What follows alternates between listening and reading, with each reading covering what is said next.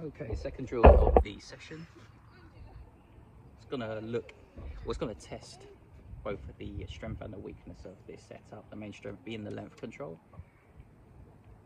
On, you see the markers that are closer to the service box, hopefully a little bit more inside the service box. That will be the target for the second serve, the kick serve. The cones are the target actually.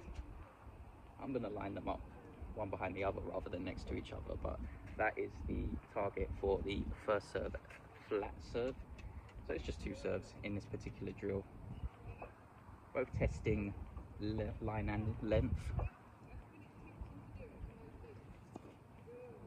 The line control, as we know, is not the strength of this setup, but maybe with a little bit of practice, maybe some technique adjustments, I could try and narrow the radius with which I hit the, or which I place the serve in. We'll see what happens, but yeah, so first serve is going to attempt to hit the cones. The second serve, kick serve, is going to attempt to hit the markers that are closer to the net. We should be able to. That marker is about 1.5 meters inside the service line, so it's a pretty good test for your control of length, especially for someone at my height. Someone a foot taller might find it a little bit easier, but yeah, let's see how we do. Let's go.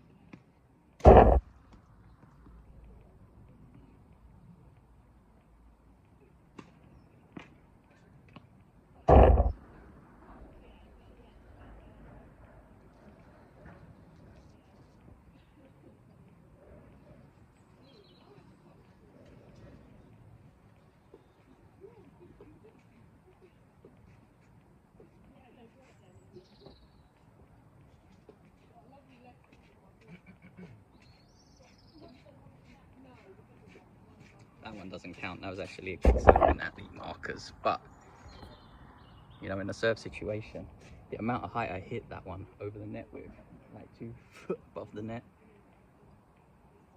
that bounce and a little bit of kick off of the surface, that could have been a pretty effective serve. Anyway, moving on.